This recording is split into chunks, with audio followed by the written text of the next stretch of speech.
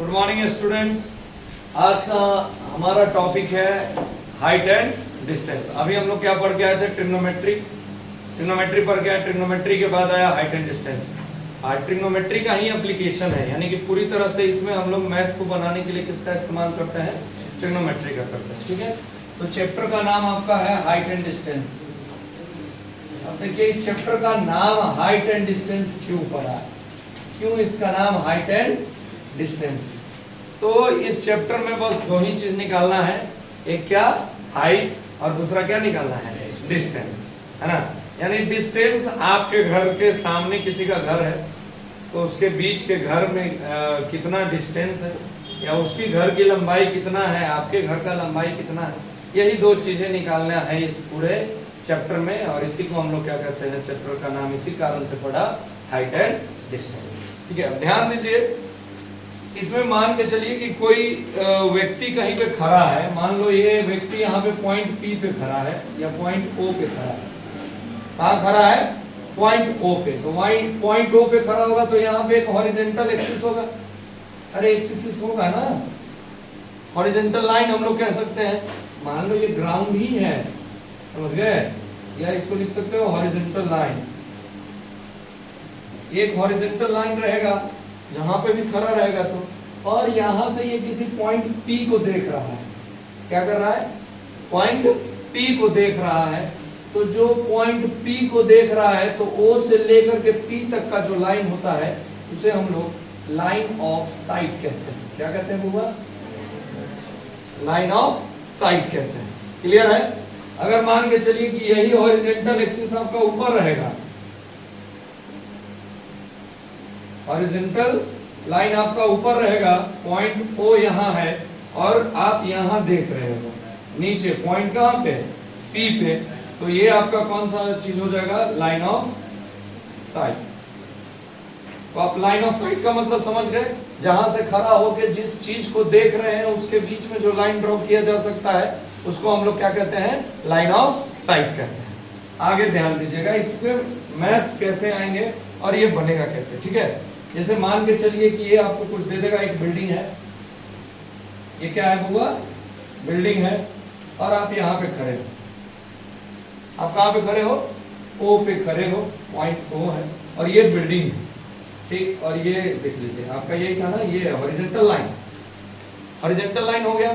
तो मान लो इस बिल्डिंग के खिड़की में देख रहे हो, अब तुम लोग अपना ही समझ रहे हो खिड़की में किसको देख रहे हो। तो ये खिड़की पे जो देख रहे हो तो नीचे से जब ऊपर हम देखते हैं, यानी आप अपने गेटवा पर से खड़ा होकर कहाँ देख रहे हैं?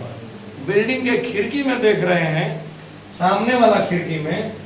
तो वो जो यहाँ से ये O था और इस पॉइंट पे देख रहे हैं, P पे कोई होगी सुनीता। ठीक है, तो उसको अगर हम लोग देख रहे हैं तो देखने के लिए तो ये हमारा क्या बना? जल्दी बताओ। हाँ, वेरी गुड। ये हमारा क्या है होगा? Line of site. और जब देख रहे हैं तो ग्राउंड के साथ किसी ना किसी एंगल के साथ देख रहे होंगे। अरे देख रहे हैं तो कोई ना कोई ग्राउंड का और हमारे बीच का कोई ना कोई एंगल बन रहा होगा। तो जिस एंगल से देखते हैं उसको हम लोग नीचे से ऊपर की ओर, माने गेट पर से कहाँ देखेंगे? खिड़की में या छत पे, तब उसको हम लोग क्या बोलते हैं? Angle of elevation. Angle of क्या बोलते हैं बुआ? एलिवेशन। ठीक है, क्लियर है? अब ध्यान दीजिएगा, यही पॉइंट P बिल्डिंग पे है। ठीक है, अरे तुम देखे तब उधरों से तो नजर पड़वे ना करेगा। मान लो तुम यहाँ O पे खड़े थे, ठीक, और वो यहाँ से अगर कोई आदमी व्यक्ति आपको देख रहा है, यहाँ से पॉइंट P से अगर कोई देख रहा है आपको, तो ऊपर से यानी नीचे देखेगा। तो उसका जो हॉरिजॉन्टल एक्सिस होगा कौन होगा? हॉरिजॉन्टल लाइन ये होगा। हॉरिजॉन्टल लाइन यही ना होगा।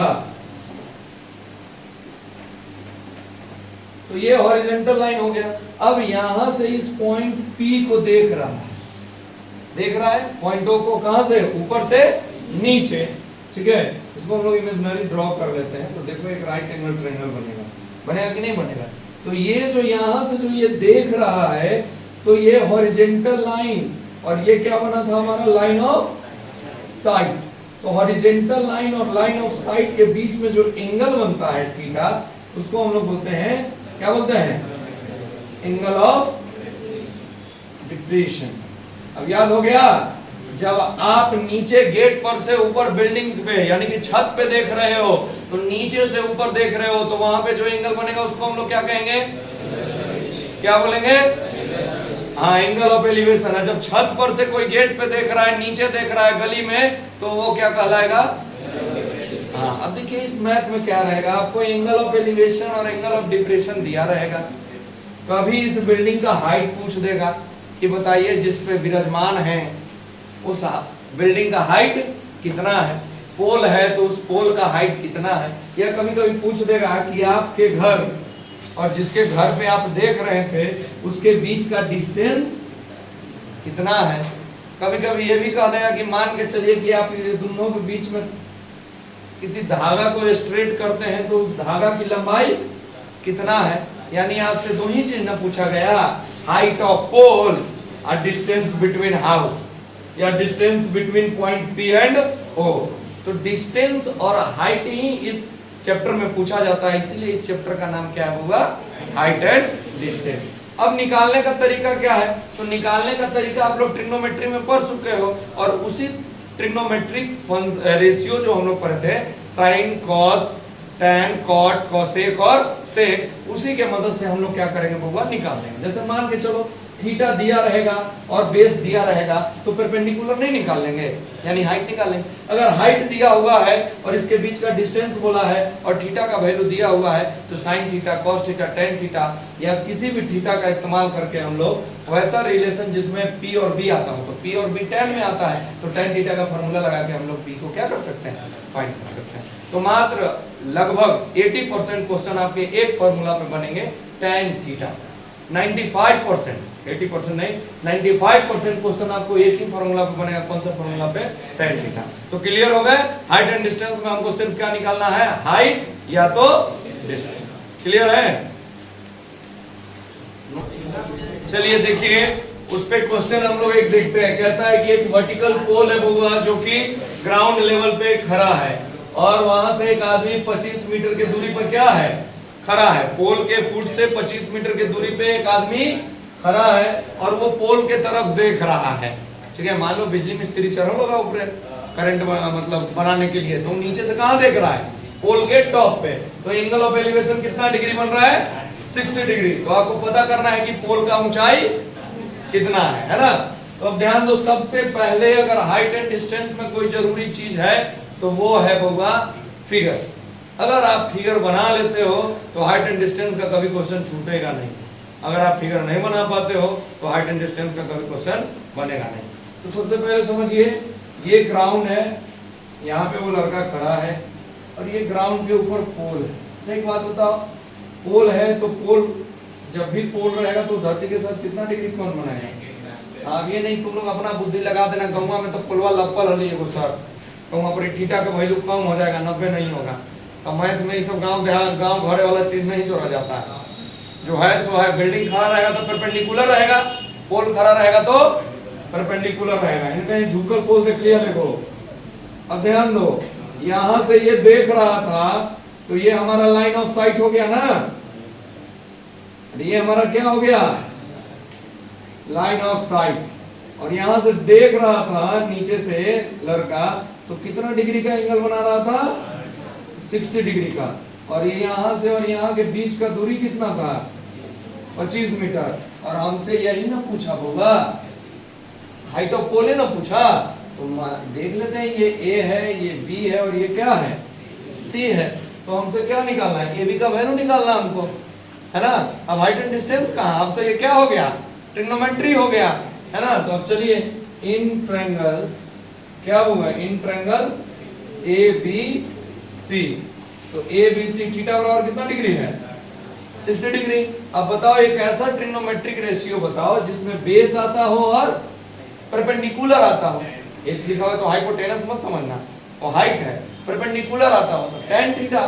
तो अगर आप लगाते हो tan थीटा, जिसको हम लोग tan C भी लिख सकते हैं, थीटा ना लिख के क्या लिख दो? tan, जो लिखना है tan थीटा। तो इसका मतलब क्या हो जाता है? P by B। तो tan थीटा बराबर P बाई B। और P का वैल्यू क्या है AB, और B का वैल्यू क्या है होगा BC, और tan थीटा का वैल्यू कितना डिग्री है 60 degree, is equal to AB का वैल्यू हम लोग कितना ले लिए वहां H, और BC का वैल्यू कितना है 25, और tan 60 का वैल्यू कितना होता है √3 H/25, यानी H इक्वल टू 25 √3। जब इसको चेंज करेंगे तो 1.732 मल्टीप्लाई करोगे तो कितना आएगा 43.3 मीटर। अब पता चल गया। तो यानी डिस्टेंस दिया हुआ था तो क्या पूछा, कोई क्वेश्चन में हाइट दिया रहेगा तो क्या पूछेगा डिस्टेंस। कभी कभी ये भी पूछ सकता है हाइपोटेनस, जैसे बोल देगा कि दीवार में सीढ़ी लगा दी है ना, अब दीवार और सीढ़ी के बीच का डिस्टेंस देके आपको क्या पूछ देगा सीढ़ी का लंबाई पूछ सकता है ना। तो इस टाइप के क्वेश्चन आएंगे और बहुत इजीली आपका क्या हो जाएगा हाइट एंड डिस्टेंस, उसी का हम लोग आज क्वेश्चन करेंगे है ना। क्वेश्चन आपके बोर्ड पे है, बनाइए जरा इसे। बना हुआ सरल नहीं बना, चलो ध्यान दो। पहले हम लोग इसका कोशिश करेंगे डायग्राम बनाने का, क्योंकि अगर डायग्राम बन गया तो क्या होता है आपका क्वेश्चन के आप नजदीक पहुंच जाओगे। बोला कि नदी के किनारे एक व्यक्ति है, नदी के किनारे एक व्यक्ति खड़ा है, वो सामने उस किनारे पे एक पेड़ को देखता है। तो पहले पेड़ बना दो होगा, तो ये मान लो आपका पेड़ है जो नदी के उस किनारे पे है, और व्यक्ति कम से कम यहाँ पे खड़ा होगा ना नदी के इस किनारे पे। ये आपका नदी का चौड़ाई है, यही तो आपसे पूछा है विड्थ ऑफ रिवर। और यहां से जब ये व्यक्ति देखता है ऊपर की ओर पेड़ पे, तो कितना डिग्री का एंगल बनाता है 60 डिग्री का। अब ये व्यक्ति यहां से फिर 30 मीटर दूर की ओर बढ़ता है, यानी पेड़ से कहां बढ़ता है 30 मीटर दूर। तो यहां से 30 मीटर दूर आ जाता है, यानी यहां से लेकर के यहां तक का डिस्टेंस कितना है 30 मीटर। तब जो एंगल ऑफ एलिवेशन बनता है वो कितने डिग्री का बनता है 30 डिग्री का बनता है। तो आपसे पूछा कि आप हाइट ऑफ क्या बताइए ट्री, और इसका भी क्या बताना है आपको विड्थ बताना है। जैसे आप नाम रख लीजिए कुछ भी A B C और D है ना, यहाँ पे राइट एंगल ट्रायंगल। क्लियर है। अब देखिए इस क्वेश्चन को अगर बनाना चाहिएगा तो अब बन जाएगा। अब हम लोग के पास क्या है, सॉल्व करेंगे तो बनाएंगे from right angle triangle, from right angle triangle कौन सा, इसमें चलेंगे ADB में चलेंगे हम लोग ADB में। तो हम क्या लिख सकते हैं बबुआ कि tan थीटा, या थीटा नहीं यहाँ पे 30 डिग्री है ना, तो tan 30 इक्वल टू हम लोग क्या लिख सकते हैं, क्या होता है tan का फॉर्मूला P/B, P/B। तो P हमारा कौन है AB, तो AB के बदले हम लोग क्या लिखेंगे H/B, B के बराबर क्या है BD, तो BD को हम लोग क्या लिखेंगे 30 प्लस लिखेंगे ना, और tan 30 का वैल्यू कितना होता 1/√3 इक्वल टू H/30 प्लस कितना हो गया x। ठीक है, अब ये कितना हो जाएगा √3h equal to 30 plus x। ये चीज आएगा कि नहीं आएगा। तो यहाँ पे हम लोग क्या कर लेते हैं, इसको इक्वेशन 1 मान लेते हैं। इसको आगे भी बढ़ा सकते हो, √3 को इधर नीचे भी भेज सकते हो, कुछ भी करिएगा बने। नेक्स्ट जब हम लोग चलते हैं अगेन किसमें, इन ट्रायंगल किसमें ABC में, तो tan 60 कितना होगा tan 60 बराबर हमको क्या मिलेगा बताओ, फिर से मिलेगा P/B। तो P क्या है H, और B वहां पे यहां से यहां तक क्या है x, यानी √3 इक्वल टू H/, तो क्या ऐसा नहीं लिख सकते H इक्वल टू √3x लिख सकते हैं। चलिए हर जगह कम पड़ जाएगा है ना, चलिए ध्यान दीजिए एच का वैल्यू कितना आ गया √3x, इसको यहाँ पे आप पुट कीजिए √3h के बदले क्या रख सकते हैं into √3x is equal to कितना था 30 प्लस x, तो यहाँ पे 3x is equal to 30 plus x होगा कि नहीं, यानी 2x, इधर से आके माइनस होगा तो 30, यानी x का वैल्यू क्या आ गया होगा 15, x का वैल्यू 15 आ गया। इसका मतलब क्या है कि विड्थ ऑफ रिवर कितना आ गया आपका 15 मीटर। एक आंसर तो आप निकाल लिए। सेकंड में हमको किसका वैल्यू पूछा है h का, तो देखिए तो h इक्वल टू हम लोग लाए थे √3x, लाए थे कि नहीं लाए थे, तो h इक्वल टू √3 और x का वैल्यू कितना ले आए हम लोग 15, यानी h का वैल्यू कितना हो गया 15√3, ये आपका आंसर। अगर इसको और बढ़ाना चाहते हैं तो 15 इंटू 1.732 कर लीजिएगा और मल्टीप्लाई करके क्या कर दीजिएगा लिख दीजिएगा। यानी देखिए सिर्फ और सिर्फ अगर हम क्या कर पाते हैं डायग्राम ड्रॉ कर लेते हैं तो मैथ सोचना बहुत आसान हो जाता है। तो ये बात याद रखिएगा, हाइट एंड डिस्टेंस में सबसे जरूरी चीज है डायग्राम ड्रॉ करना। अच्छा एक और बात, बच्चे बहुत सारे कंफ्यूज हो रहे हैं कि सर यहाँ 60 डिग्री होगा कि यहाँ पे 30 डिग्री होगा, ये तो पता नहीं चल रहा है कि 30 मीटर करने में है बढ़ा। तो एक बात देखो बउआ, अगर कुतुब मीनार को तुम यहाँ से देखोगे, यहाँ कुतुब मीनार यहाँ तुम, तो उसको ऐसे देखोगे कि ऐसे देखोगे ऊपर की ओर करके, लेकिन दूर जाओगे जैसे जैसे तुमको ऊपर ज्यादा गर्दन करने की जरूरत नहीं पड़ेगा, यानी गर्दन झुक रहा है, यानी एंगल क्या हो रहा है कम हो रहा है। तो जैसे जैसे दूर जाओगे एंगल क्या होगा कम होगा। तो देखो यहाँ पे 60 था, इसी को देखो बोल रहा था, और यहाँ पे थोड़ा एंगल कम होगा। क्लियर हो तो चलिए नोट कीजिए। कहता है कि the shadow of a tower, एक टावर है जिसका शैडो 10 मीटर बड़ा बन रहा है। कब? जब उसका एंगल ऑफ एलिवेशन कितना है 45 डिग्री, और जब अगर एंगल ऑफ एलिवेशन उसका कितना है 60 डिग्री, तो 10 मीटर का कम बन रहा है। लेकिन जब ज्यादा है, जैसे मान के चलो कि एक टावर है, क्या है, अच्छा वो आता है उतना रिकॉर्ड कर लेता है दूर तक और अच्छा आ जाता है, ठीक है। तो देखो 10 मीटर मान के चलो कि हम क्या ले लेते बुआ, रुकी जब लगाएंगे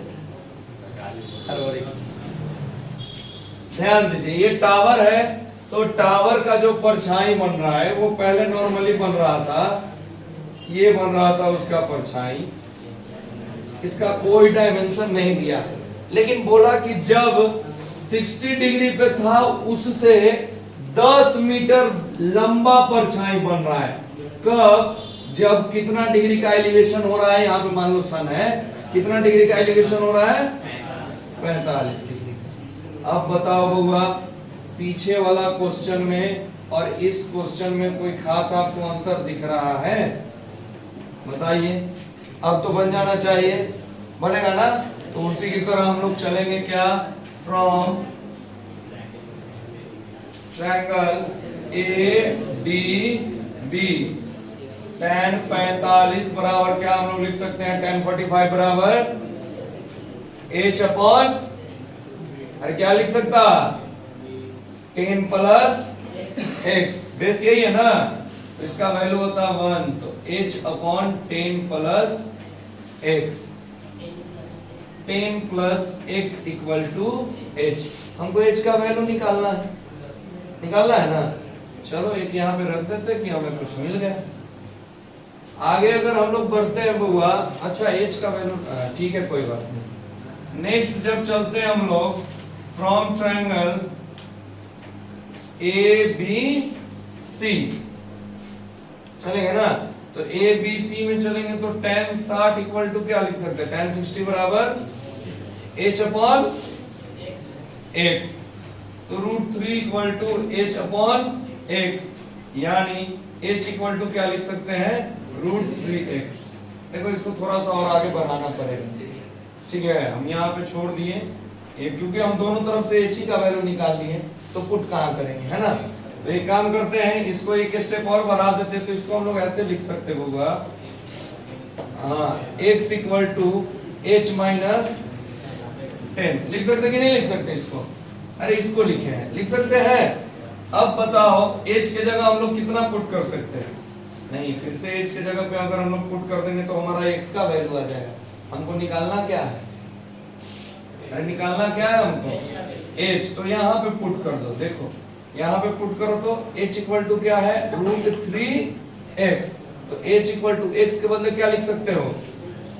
√3 इंटू h माइनस, तो h equal to √3h minus 10 root लिख सकते हैं। अब देखो इधर h minus √3h equal to क्या लिख सकते हैं? अच्छा एक काम करते हैं, प्लस में ले आओ।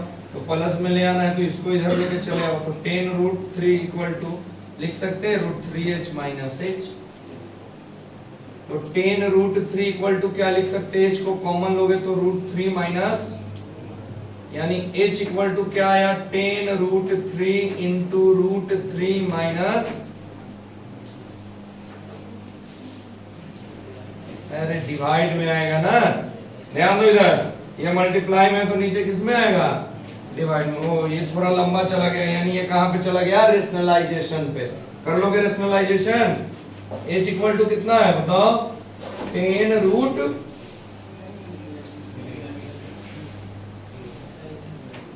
10√3 अपॉन √3 माइनस 1। रेशनलाइजेशन में क्या होता था? साइन चेंज करके इंटू होता था ना, √3 प्लस 1। देखो इसको एक स्टेप यहाँ बनाते हैं, 10√3 और √3 मिलके कितना हो जाएगा? 30 इंटू होगा तो होगा ना, और इसको जब मल्टीप्लाई करोगे तो क्या होगा? 10√3 upon a minus b a plus b, तो a स्क्वायर माइनस, यानी √3 का स्क्वायर 3 और माइनस 1 कितना हो जाएगा? देखो ये से ये कैंसिल हो जाएगा 15 टाइम्स में, ये से ये कैंसिल हो जाएगा कितना में? 5 में, यानी 15 प्लस 5√3। यही आपका आंसर हो गया। अगर आप आगे बढ़ा के लिखना चाहते हो तो 15 प्लस 5 इंटू 1.732 और मल्टीप्लाई करके इसको ऐड कर दीजिएगा, आपका आंसर क्या होगा? आ जाएगा।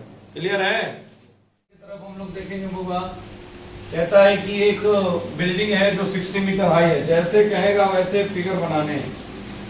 एक 60 मीटर हाई बिल्डिंग है, ठीक है, इसका हाइट कितना है? 60 मीटर। यहां से कहता है कि द एंगल ऑफ डिप्रेशन, यानी नीचे देख रहा है। एंगल ऑफ डिप्रेशन का मतलब क्या होता है बाबा?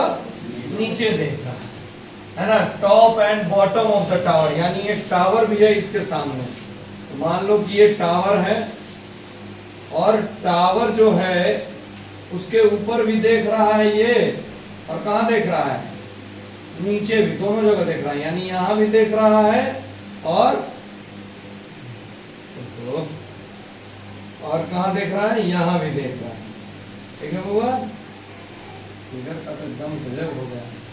चल एक बार यहां भी देख रहा है और यहां भी देख रहा है, दोनों जगह देख रहा है। तो कहता है कि जो एंगल बनता है वो ये आपका हो गया ना, यहां से साइट ऑफ विजन आपका ये है और ये है।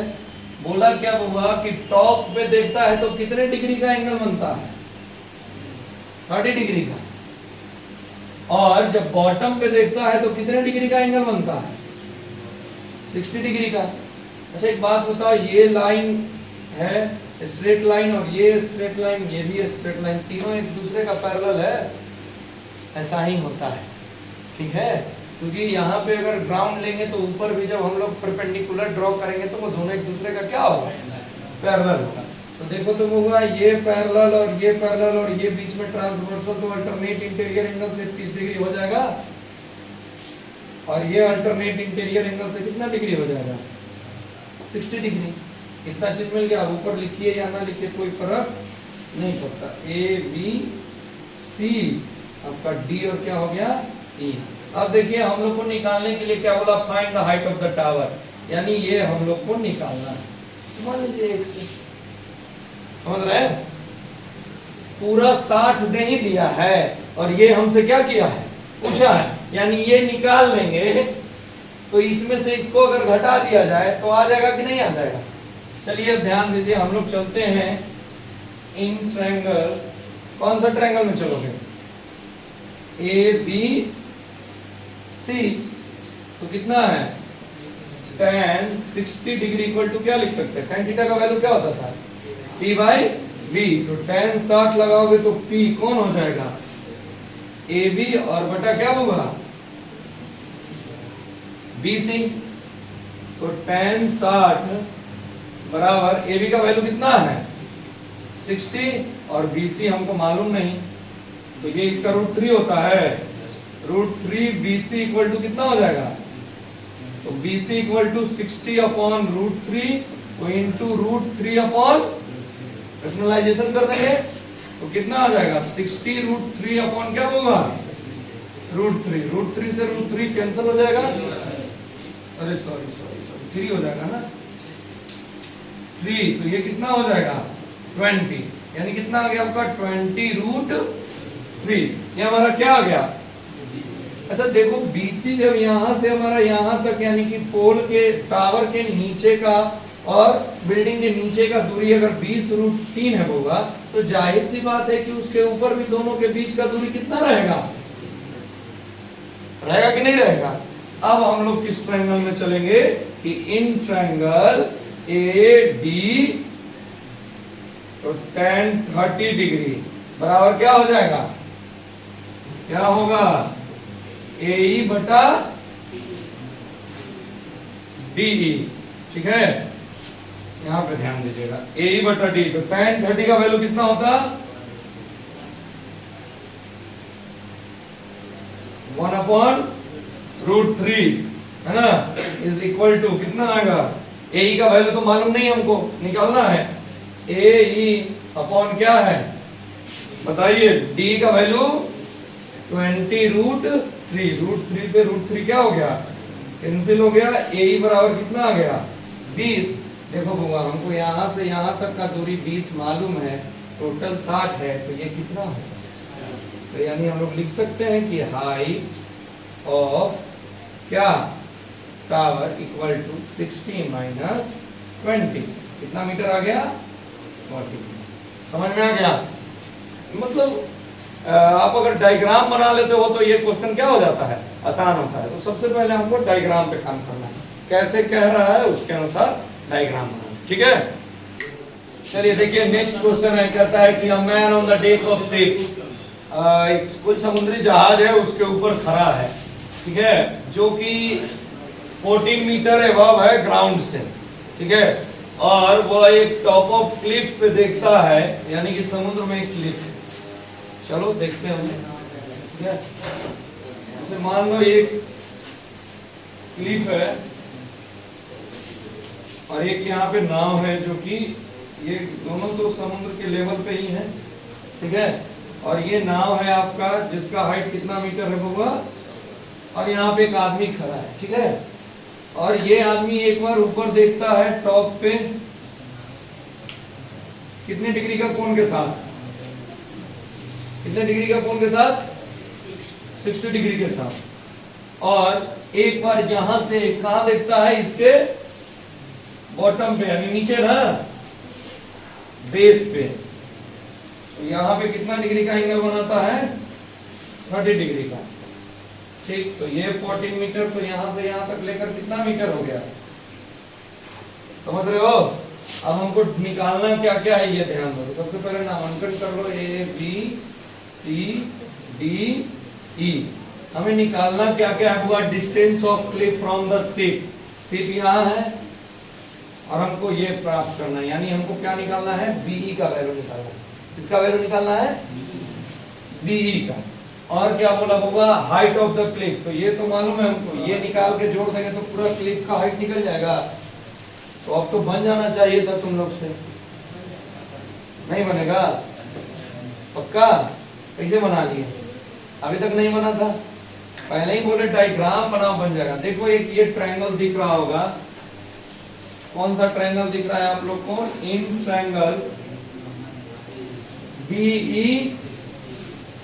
BEC में चलेंगे बउआ, तो tan 30 डिग्री अब देखो यहाँ पे थीटा बन रहा है तो ये परपेंडिकुलर होगा, ये क्या होगा, बेस। तो tan बराबर क्या होता है, p बाई b। तो परपेंडिकुलर क्या हो गया, BC, और बेस क्या हो गया आपका, BE। यही ना बेस हुआ। तो देखो ये हमारा होता है 1/√3 इक्वल टू 14/BE, यानी कि BE का वैल्यू कितना आ गया होगा, 14√3। एक हमारा आंसर यही हो गया।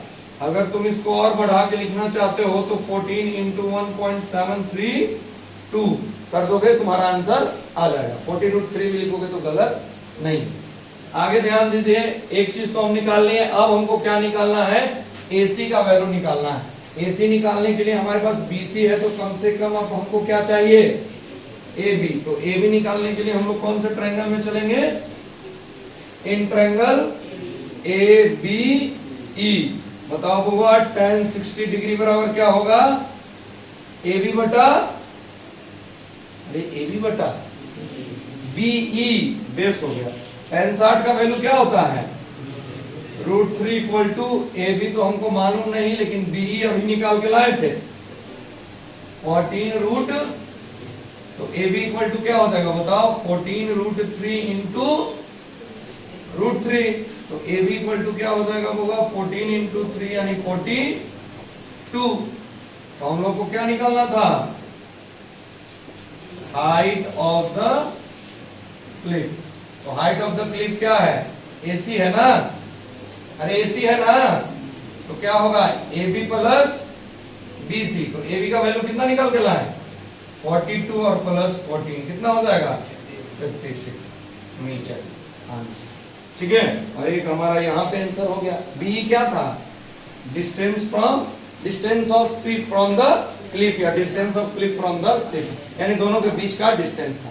क्लियर है। तो सबसे पहले क्या देख रहे हो कि हर में जैसे ही क्वेश्चन का डायग्राम बन रहा है, आपको क्वेश्चन क्या हो जा रहा है, समझ में आ रहा है। तो सबसे पहले डायग्राम बनाना सीखो, और जो कहे क्वेश्चन में वैसे ही डायग्राम को फॉलो करो, वो डायग्राम सही बन जाएगा।